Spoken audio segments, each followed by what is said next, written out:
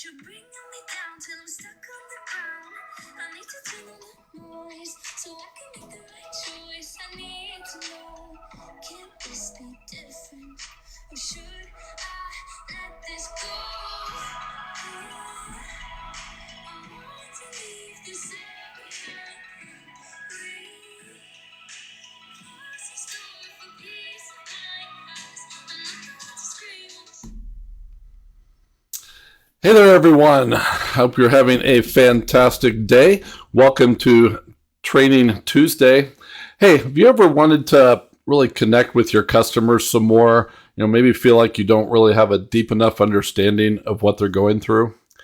Well, today I'm going to talk to you about some ways that you can do that. You see, a lot of people I talk to say, yeah, I kind of understand my customers, but really they don't have a really deep understanding that's going to allow them to serve them better and ultimately grow their business. So hey everyone, my name is Paul Cantrell. For those of you that don't know me, I am the head business coach here at the Business Superstars. And after spending more than 20 years working with lots of different types of businesses to help them improve their performance, I started the Business Superstars a couple of years ago to work with small business owners and apply a lot of these same ideas and tactics that we used in our consulting business to help you grow. So today I want to focus on your customers. And I want to jump into a little bit about the business growth framework and where we're going from here. So let me do this. So the business growth framework, I basically put together 6 elements that all businesses need to really focus on and improve to do well in their business. You can see the different elements here on the slide. And as you can see, we're going to focus on the customers today. And really, how do we improve the way that we connect with them, that we serve them, and ultimately attract them to our business? So I'm going to jump in just quickly into these 4 areas about understanding, what sort of results and outcomes that you get from your business. What's your target market or that specific niche that you're focused on in your business? Who are those ideal customers within that niche? And then what are the needs and challenges that you can really address when you're working with these customers? So let me just jump right into this. If you have any questions, if you're watching this live, feel free to type some questions in. I think I'm on about a 10 or 15 second delay here, so I'll try to watch and answer some questions as we go. If you're watching this on a replay, hit replay on your, or type replay in the comments so that I know that you're out there, and we'll certainly monitor for comments after this as well. So let me just jump right into this. One of the biggest things that I think people think they intuitively know but don't really understand is what is really the outcome, or what's the benefit that our customers get by buying our products or our services. So I really want you to think a bit about that and go beyond, I would say, the obvious things. Again, I talk a lot about, say, a landscape company. It's like, yeah, they get their yard looking nice. Well, that's certainly one benefit they get. But if you think about, why is that important to them? It makes them feel better when they come home from work, or maybe it allows them to brag to their neighbors about how great their yard looks, something like that. But really think about, what are they really getting by, buying your product? Or maybe you're selling t-shirts, and, how does that make them feel? And what do they get from buying your products and services? So I really want you to think about this. If you're watching this on a replay, feel free to pause it and just think about, what is the benefit your customers get, and write this down. Don't just think, I'll do this in my head. Write it down somewhere and really start to think about what are the benefits that you want them to get. How do you want them to feel after they've bought your product or service? So this is really a first step in this process around connecting with your customers. The next area I want to talk about, and it's a little bit controversial for some folks, but it's really looking at who is your target market, or who is that niche that you're really serving with your business. A lot of small business owners I work with, and especially those that are newer to the business, say, I want to work with anybody. I don't want to narrow it down too much because I might miss out on a job or miss out on a customer. But what they end up doing is competing with everybody out there that's doing anything related to what they're doing. and their advertisements and their messaging is all very general. It doesn't really talk to any specific issue or any specific type of customer.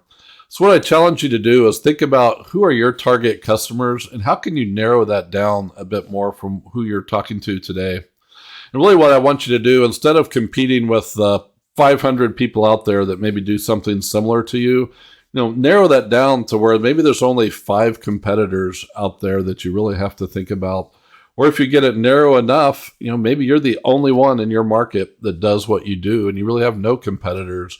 And think about what that could do with how you run your business. So, there's a couple of benefits from narrowing this down. One is, again, building that connection with your customers.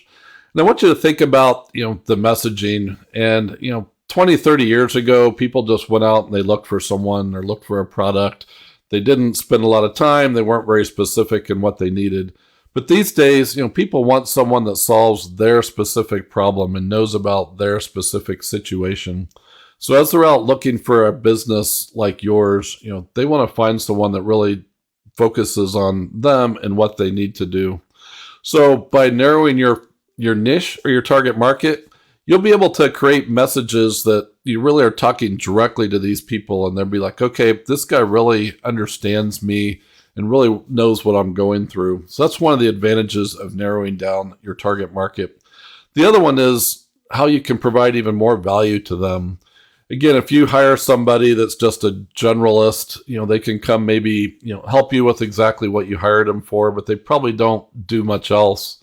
But think about in your business, if you can really focus on a specific type of a customer or a specific market, one, you'll get really good at what you do, develop lots of expertise, but you'll find other ways that you can serve those customers and really be the one-stop shop for them. So one, you'll be able to connect with them better, and two, you'll be able to provide more value to those people, which will certainly enhance your business. I put in here sort of the outcome of this. Would you rather be, number one in a smaller market or number, 583 in this really broad market and just be fighting against everybody else trying to get the same business? So again, as part of your, thinking about who your customers are, I want you to really think about how can you narrow your target market some more so that you can have more specific messaging and more specific services or products that you can offer them. All right, jumping into the third one here around your ideal customer. So you're probably thinking we just talked about that a little bit in target market, but I want you to even think a little bit narrower. I want you to think about who are those customers that you love working with, that, you love, buying your products. They're very big supporters of yours. They're easy to work with. They pay their bills. Who are these folks? And if you think about, maybe over your last 20 customers or over some period of time, you can probably think about some customers that you wish you didn't even have, and a few that you just love having and you just wish all your customers could be like that. So I want you to think about who is that ideal customer for you. And then think about what separates those people from those other customers that maybe you don't like working with or you don't need as much.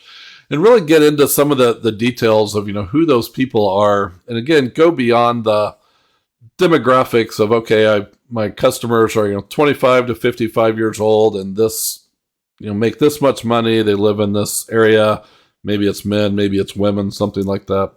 But go deeper into who are those people, what are their hobbies, what are their interests, what are their goals in life, and really try to understand what do those people look like, and especially how do those ideal customers look a little bit different than maybe those that are not as ideal. And a couple of reasons why we want to do this. One, when we get into the next training topic on marketing, and we're thinking about our messages and how we're talking to customers, we want to attract as many of these ideal customers as we can, and maybe even push away some of those folks that we don't want as customers. So the more we can understand who those people are that we really want to work with, the better we'll be able to draw those people into our business. So again, we've talked a bit about, what are the benefits people get, what's that target market, and how can we make it a little bit smaller? And then even within that, who are our ideal customers and what are they really like? And so take some time to think through that and figure out who those people really are so that you know who your ideal customer is. And finally, once we know all this, and we've talked a little bit about the customers already here, but we want to understand, what are the needs of these customers? What are the challenges that they're facing? And again, go beyond just the obvious ones. Again, they need their yard cut. That's an obvious need. But, what is it, that really their challenges? They don't have the time to do it themselves. Maybe they think it's too expensive to hire somebody to do it. Maybe they're teenage kids who used to mow their yard are all grown now and they don't have anyone to do it. Really think about, again, what we talked about earlier about the situation of your customers. And think about, what are really these problems and challenges we have?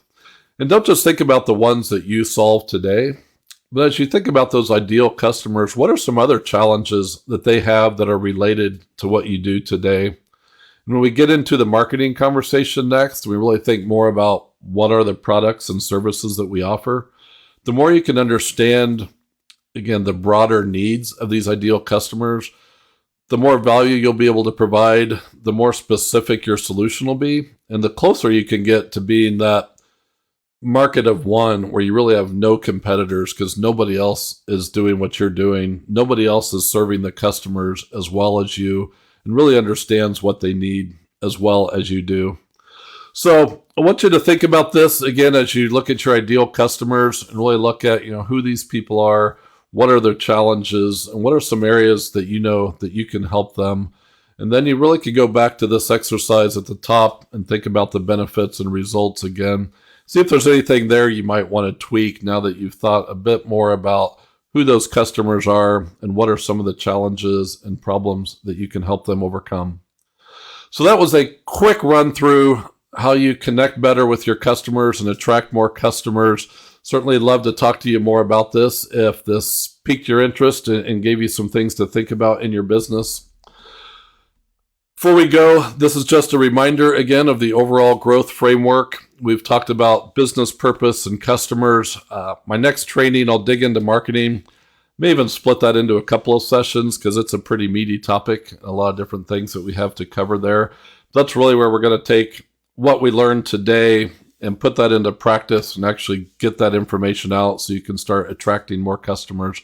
So I hope you tune in for the next training where we begin talking about marketing. Finally, before I go, a couple of resources. You're all watching this in the Facebook group, so I think you know about that. But if you know of anyone else you think that could benefit from this sort of training, certainly invite them to the group. Would love to have more people here checking this out. And also, we have the growth assessment. So across each of those 6 elements of the framework, I have an online assessment where you can go score yourself against several different practices within each of those. And kind of get an idea of, I do pretty well here, I'm not doing as well here. Kind of give you some thoughts on where you might need to focus on making some improvements if you really want to build a sustainable, robust growth strategy for your business. So you can scan the QR code there if you want to do this on your phone. If you'd like to do it on your computer, reach out. I'll send you the link, or you can probably figure out a way to get to that as well. And once you've taken that assessment, I'd love to get together. We can go through it together, and I can share some ideas on where you might be able to start making some improvements. So with that, I don't see any questions here in the live group. So we will let you all go. It's been awesome talking to you all today. Again, if you're watching this on replay, go ahead and just give me a comment. Let me know what you think. And if you have any follow-up questions, reach out. Love to talk to you and figure out how we can help you connect better with your customers. So thanks for listening today and have an awesome week. Bye.